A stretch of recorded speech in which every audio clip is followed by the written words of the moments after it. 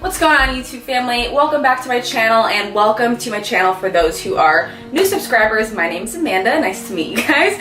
My channel is all about body positivity, and we like to challenge ourselves here, and we like to work out, and we like to eat, and we like to track our macros, but we also like to live a balanced lifestyle. I've competed in bikini competitions many times before, and I've also competed in a powerlifting meet, so I'm kind of like a hybrid of both here. And with the powerlifting meet and my knowledge of training and different kinds of compound movements, squats, bench, and deadlifts to be particular, I suppose, a lot of people started to get interested in powerlifting. But I also have a lot of workout beginners on the channel, I feel like, and a lot of different people that are at different levels of their fitness journeys. But a lot of people all can benefit from a squat tutorial. So that is what we're going to do today. I'm going to teach you exactly how I go about squatting, different kinds of form, equipment that you'll need or not need, things like that, how to progress a little bit, and then anything you guys want to know about squats, we're going to talk about in this workout. So what I'm going to do is get to the gym, and then I'll do a voiceover for you guys over the squat footage just so you guys hear it more clearly. So thank you guys for being a part of this video. I hope it's informative, I hope it's helpful, and we're going to start the video right here in the kitchen. I'm going to show you guys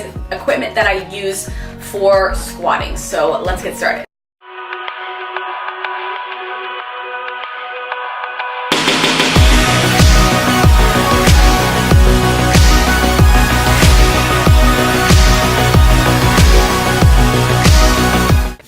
Equipment that I recommend when you're squatting is a lifting belt. This is one that I got it from liftinglarge.com. I'm almost positive bodybuilding.com is a really good one that I just got my boyfriend Brian. It's a lever belt, so that just means that it goes around your waist and it attaches right here, and then it's a lever, so it just levers like that and then it sticks. So what this is for is to stabilize your core. So when you're squatting, people think that squatting is for your glutes and for your legs. Sure it is, but the number one thing that squatting helps with is to have a strong and stable core. A lot of people argue that you don't need a lifting belt to have a strong and stable core. It actually is beneficial to you to not lift with a belt. They're not wrong, that's very true. Squatting without a belt actually helps you to remember to stabilize your core more, and I highly recommend actually lifting without one for quite some time. But if you are working up to heavier weight, I recommend that once you get in a 80 to 85% of your 1 rep max range, which some of you might be starting to do and some of you might not even be close to doing that ever, that's when I would recommend a lifting belt, because it just really helps you keep that stabilized and it helps to prevent some injuries as well. There's different kinds of belts you can get, but that one is my favorite just because it's easy to get on, easy to get off. You can also get a belt that has a prong. It's a prong belt. It's just like a regular belt where you put it in the hole and then you tighten it and stuff like that. You don't need it if you're squatting with lighter weight. You should actually really focus on stabilizing your core, and we will talk about that. Another thing you guys have seen me put on in my videos are knee sleeves. So these knee sleeves are the Slingshot knee sleeves. You can get them on bodybuilding.com as well. Bodybuilding.com ships things to you super quickly. These are a size medium. I wear them again when I'm lifting a little bit heavier. You might not be lifting heavy, you might not ever lift heavy, and you don't necessarily need these,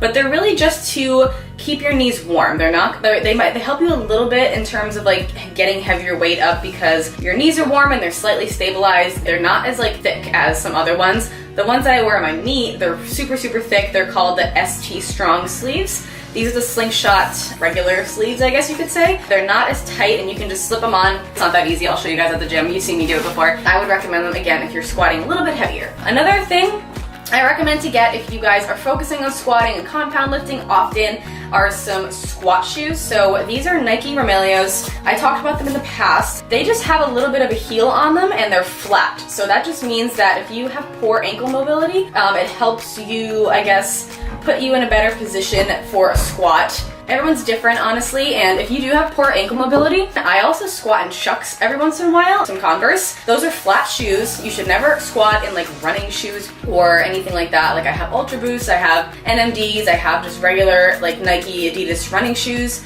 Don't ever squat in those just because it throws off your balance because the shoe is not flat. It's kind of like this, and then you either rock forward or backward, and then you don't want that. So either way, you want a flat shoe when you're squatting. Another thing you guys almost always see me wear when I'm squatting is a wrist wrap. So these are from Barbell Brigade. Essentially what you do is put your thumb in here, you wrap it around super lightly until you can grab the edge, unwrap it, make it taut, and then wrap it around your wrist and it's supposed to kind of hurt a little bit actually. And it's like this, so it stabilizes your wrist, and when you're squatting, your wrists are like this very, very often. So this is gonna cause a lot of pain in your wrist if you don't stabilize them, and if you're squatting often, and if you're squatting heavy, it might cause you some issues, and it helps to stabilize your wrist. For me, my left wrist I broke back in May, so it just helps my wrist stay stabilized and I feel a little bit safer. So those are some things I recommend, but you don't need any of them. None of them. We're gonna start that tutorial off right now, and I'll show you guys what to do without any of those pieces of equipment. So when you're setting up for the squat, what you're going to do is keep your feet completely under the bar. Your midfoot is your center of gravity, so you're gonna want the middle of your foot to be directly underneath the bar when you set up.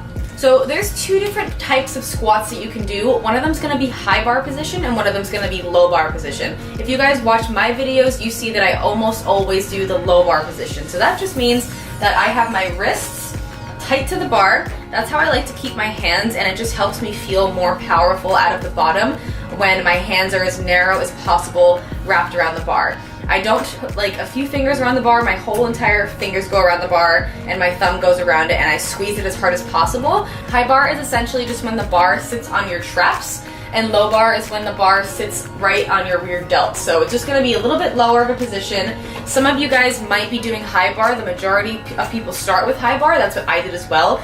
But having a low bar position might work better for some people. The length of your torso, the length of your legs, everyone's bodies are different. Everyone's bodies performs better in different scenarios. So I would recommend trying both and seeing what feels better. For most people, for like 95% of people, you do get more glute and hamstring activation out of a low bar position.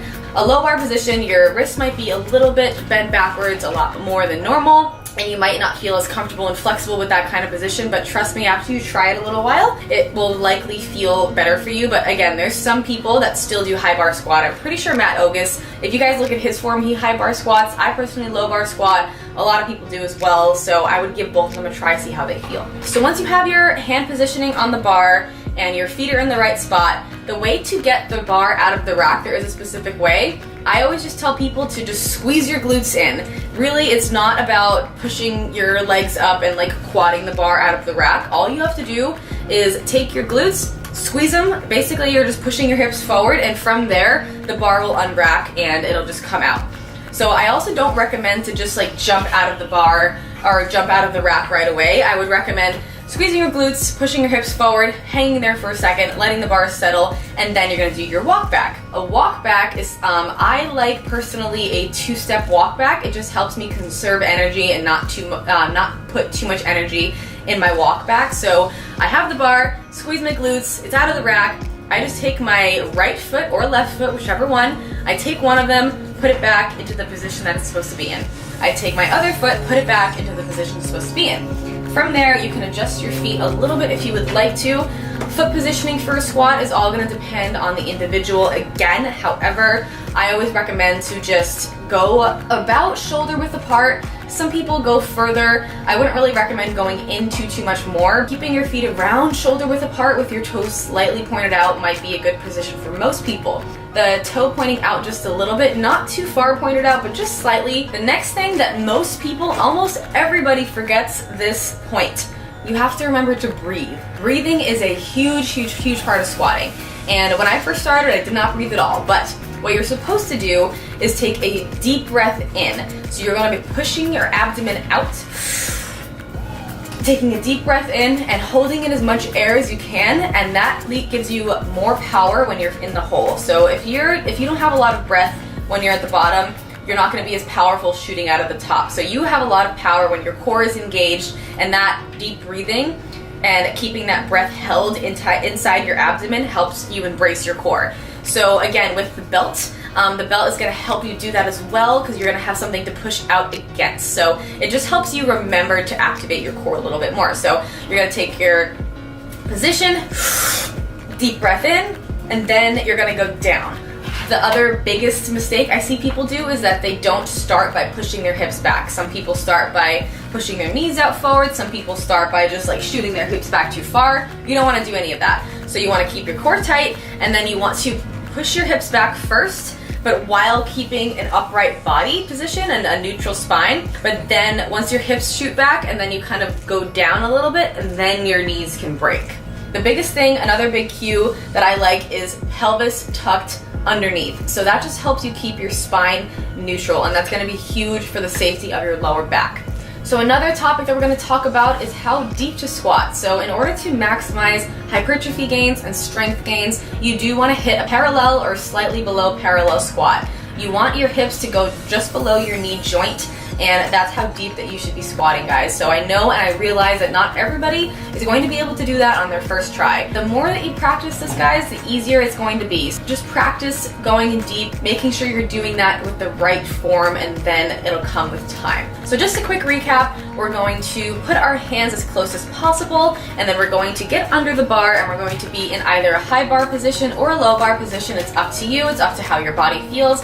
I personally like low bar positioning, and then we're going to squeeze our hips and squeeze our glutes to get out of the bar. You're going to do a 2-step walkout or a 3-step walkout depending. One foot back, other foot back, ready to go. You're going to take a deep breath. Hold it in and push your abdomen out against your belt, or just push your abdomen out in general. And then from there, you're going to break at the hips and then break at the knees. Go down, go below parallel, keep your knees out, keep your knees in the position that your toes are in. Once you're in the hole, if you have a deep breath, you should propel up a little bit anyway, right when you're at the bottom of the hole. Keep the pressure equal on your entire foot, because your entire foot's gonna give you more power than just one part of your foot. Push out of the hole, but really you're gonna be thinking about pushing your entire body up as well. Keeping your upper body tight is gonna help with that. Keeping your core tight is gonna help with that. And then you've completed the squat correctly, which is awesome. Guys, a lot of this info I took from the video that I usually direct people to when it comes to a squat tutorial. Lane Norton, How to Squat. It's on bodybuilding.com's YouTube channel. I took a lot of this stuff from him just because there's so many squat tutorial videos out there, but I know you guys have been asking for me to put it on my channel, and there's no reason for me not to. So I just wanted to make sure I got everything. This isn't new information, but it's just like me presenting it in a different way to you guys, but I just wanted to make sure I covered all the bases. So if you guys feel like you missed something in this video, make sure you guys go check that one out. I will link it below in the description box. One of the best pieces of advice that I've ever gotten for squatting is to pretend that lightweight is heavyweight. So make every single rep, regardless of whether or not you even have a bar on your back, pretend that that rep is gonna be one heavy rep. And then that'll make you purposefully do every single cue correctly. You guys aren't gonna be good at this the first time you're squatting. You might be scared of the bar, you might be scared of injuring yourself, and that's okay. You have to just put yourself in the position and do your best to learn everything you can before you start squatting. And you're not gonna be good at it the first time. You're not gonna be an expert at squatting the first time you squat, just like with anything. And don't let that stray you away from the bar at all, because it is a really great compound movement that's going to activate your whole entire body, and it's just an amazing movement, and I personally absolutely love it. And I think once you guys perfect it and you get excited about it and you get better at it, you will be so excited. So practice makes perfect. The more times that you practice it, even if it's with light weight, it's gonna help you get better at it once you start adding heavier weight. If you guys enjoy this squat tutorial, make sure you guys give it a thumbs up. It really helps me get the video out there and have other people see it. If you guys think that someone might benefit from this video, make sure you guys share it out to your friends. And if you guys enjoyed this video and you're excited for more, we are gonna do a deadlift and bench press tutorial in the future. So make sure you guys are subscribed to this channel below, and we will see you in the next video. Thank you so much for watching.